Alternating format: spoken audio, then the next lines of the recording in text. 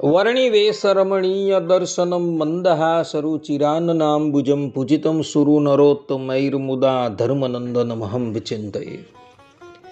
અસતોમાં ષડગમય તમસોમાં જ્યોતિર્ગમય મૃત્યુર્મા અમૃતમ ગમય. ઓમ શાંતિ શાંતિ શાંતિ. અસ્મદ્ગુરુ સમારંભામ નાથયામૂન મધ્યમામ લક્ષ્મી વલ્લભ પર્યંતામ વંદે ગુરુ પરંપરા. આજની જ્ઞાન સભાની અંદર પધારનારા બધા જ ભગવદ્ ભક્તોને વેદાંતાચાર્ય, પુરાણ ઇતિહાસાચાર્ય, એમ.એ. ફિલોસોફી શાસ્ત્રી રાકેશભાઈના હિતપૂર્વક જય સ્વામિનારાયણ. ભક્તો, આજની આ જ્ઞાન સભાની અંદર આપણે બધા ત્યાગાશ્રમીઓએ પોતાનો જન્મોત્સવ મનાવવો જોઈએ કે ન મનાવવો જોઈએ એ વિષય પર થોડી વાત શ્રવણ કરીશું. પ્રવચન કરતા અગાઉ હું એ વાતની સ્પષ્ટતા કરી દઉં કે આ પ્રવચન હું કોઈ વ્યક્તિ વિશેષને ઉદ્દેશીને નથી કરતો. શાસ્ત્રોની અંદર જે પણ કંઈક લખાયેલું છે એ જ હું આ પ્રવચનની અંદર કહીશ. એટલે જે લોકોએ આ સંબંધમાં કંઈ પણ સંશય હોય એવો શાસ્ત્રોકારોને જઈને પૂછે, પરંતુ મને કંઈ ન કહે.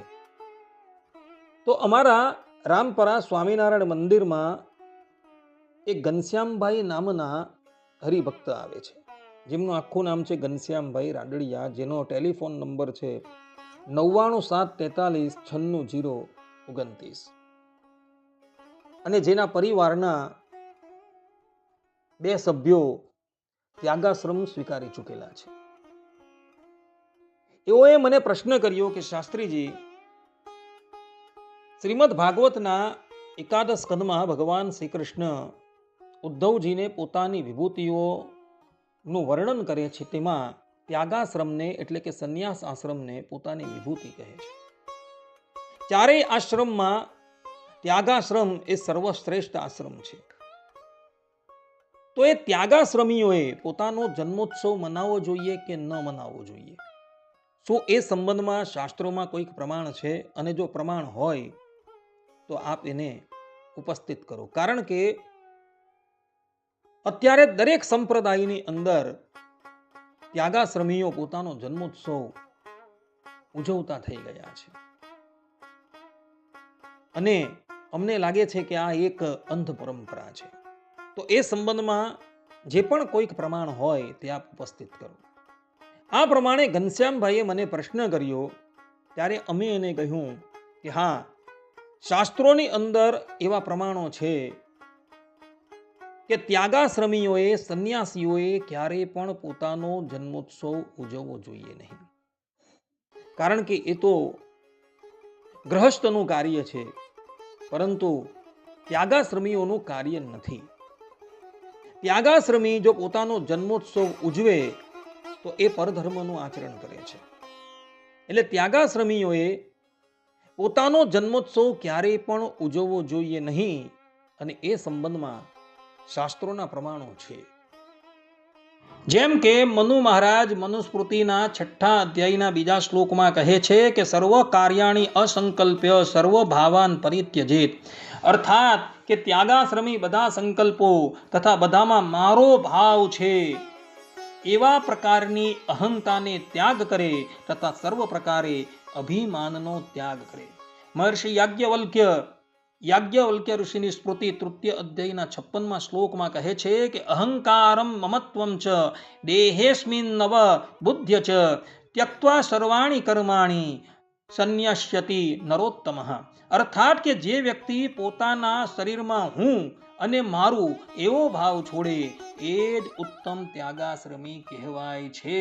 આ પ્રમાણે જેને પોતાની જન્મતિથિનું ભાન છે, જન્મ સ્થળનું ભાન છે, એ ઉત્તમ ત્યાગાશ્રમી નથી.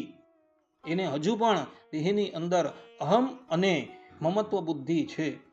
તો મહર્ષિ યાજ્ઞવલ્ક્ય ઋષિની દ્રષ્ટિમાં જે વ્યક્તિને પોતાના શરીરમાં હું અને મારું એવો ભાવ નથી એ જ ઉત્તમ સંન્યાસી છે. બ્રહ્મસૂત્ર શાંકર ભાષ્ય 3.4.17માં આચાર્ય શંકર કહે છે નિરનુયાતિ ચ સંન્યાસિનઃ શરીર પ્રત્યયમ.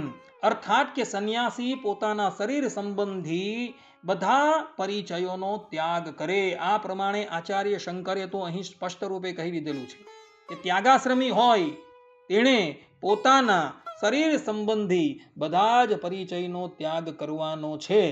એટલે એનો જન્મ ક્યાં અને ક્યારે થયો છે એ પરિચયનો પણ એણે ત્યાગ કરવાનો છે. તો જ એ સાચો ત્યાગાશ્રમી કહેવાય. તે જ પ્રમાણે નારદ પરાશર સંહિતા જેમાં સંન્યાસના ધર્મો આવેલા છે એમાં તો સ્પષ્ટ રૂપે કહેલું છે યહ સંન્યાસી ઉત્સવાન કુર્યાત સતુ સંન્યાસ વંચક. અર્થાત કે જે સંન્યાસી ત્યાગાશ્રમી ઉત્સવો ઉજવે છે તેને સંન્યાસ છલ કરનાર કહેવાયો છે.